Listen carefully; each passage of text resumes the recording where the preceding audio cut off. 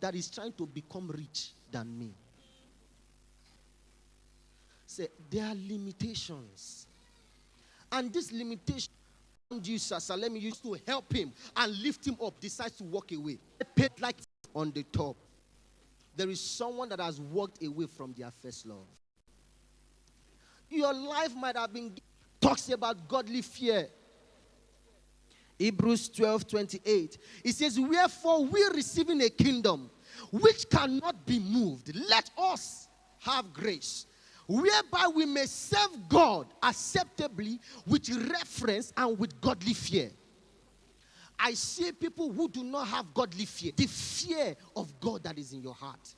That is why you cannot distinguish between a Christian and a non-Christian. No, not because they are not saved. No, sir. What is missing is godly fear. If you fear God, there are some things you won't dare. It's called godly fear. If you fear God, there are certain things you would not say. It's called godly fear.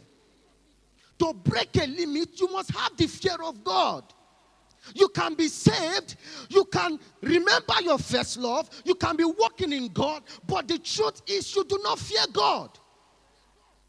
If you feared God, there are certain things you will not dare. And so what you see is Christians who do not have conscience. The Bible talks about conscience that are seared with hot iron. Christians who do not have conscience.